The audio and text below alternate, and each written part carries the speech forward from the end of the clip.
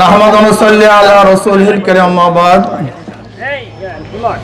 ফাউযু বিল্লাহি মিনাশ শাইতানির রাজীম বিসমিল্লাহির রহমানির রহিম।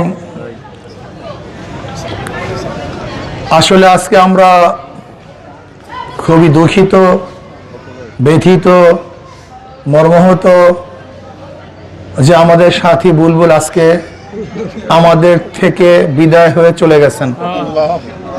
কিন্তু তিনি স্বাভাবিক বিদায় হন নাই, তাকে হত্যা করা হয়েছে, খুন করা হয়েছে।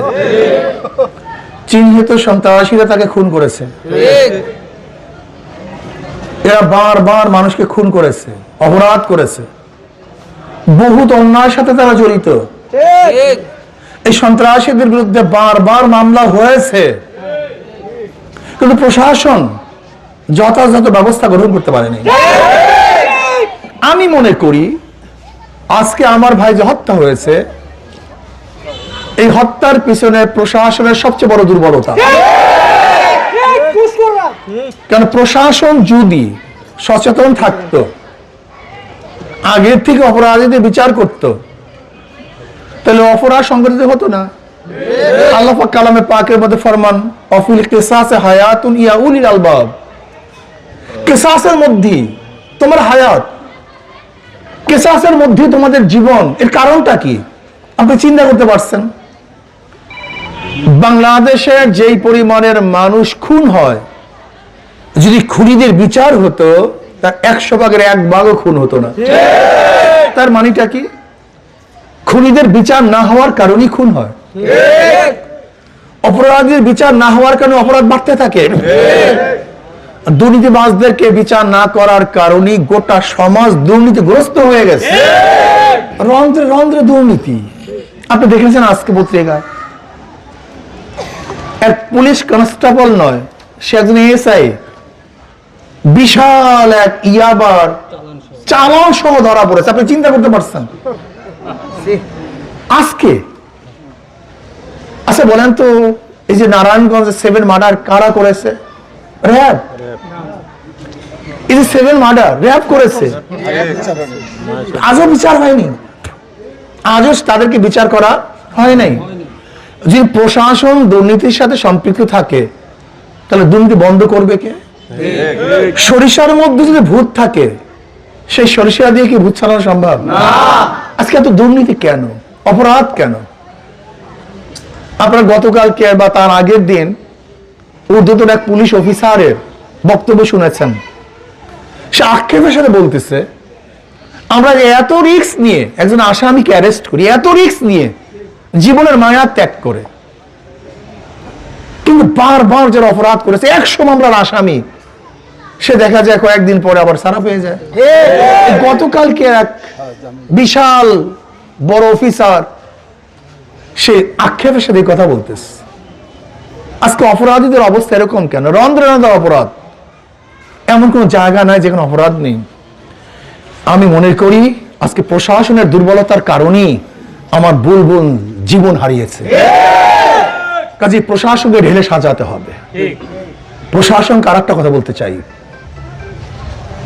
আজকে বুলবুলকে যারা হত্যা করেছে, যদি আপনি বিচার করতে ব্যর্থ হন, তাহলে কিন্তু এই জনগণ ছাড়বে না, রাজপথ জনগণ ছাড়বে না।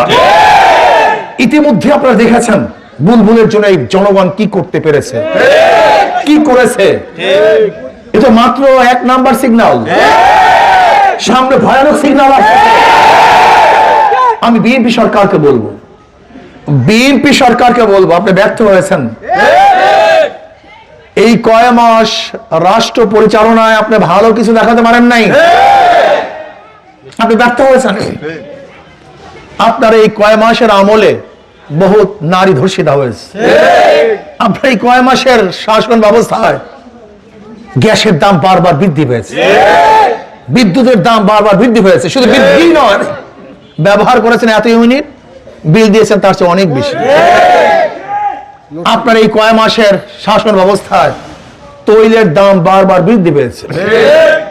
আপনার এই কয়েকদিনের শাসন ব্যবস্থায় জীবন যাত্রার মান ক্ষুণ্ণ হয়েছে, মানুষ যেন অশান্তির মধ্যে আছে, ঘুষ বাণিজ্য আরো বেড়ে গিয়েছে।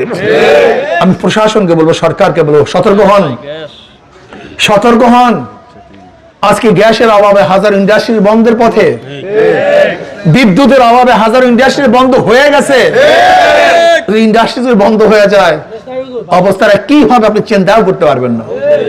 কাজে আমি প্রশাসনকে বলবো, অচিরেই বুলবুল হত্যার বিচার প্রকাশ্যে দেখতে চাই, সর্বোচ্চ বিচার ফাঁসি দেখতে চাই।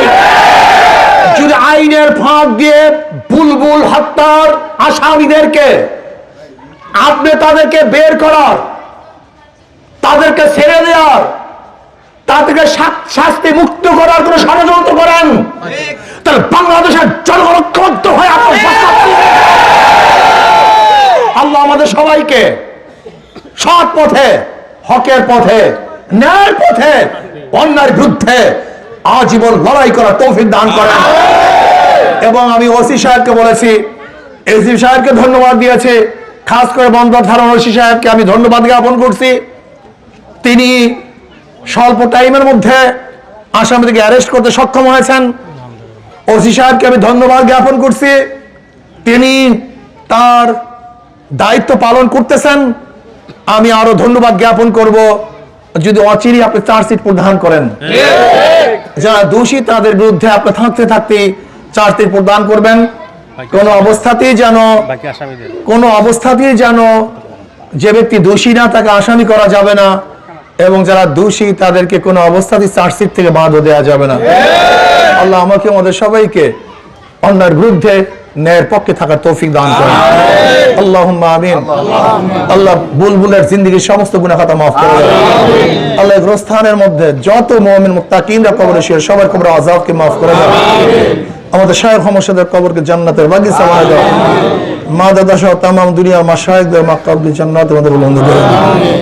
রব্বিরহামহুমা কামা রাব্বায়ানি সগীরা। সুবহান রাব্বিকা রাব্বিল ইজ্জাতি আম্মা ইয়াসিফুন, সালামুন আলাল মুরসালিন, আলহামদুলিল্লাহ।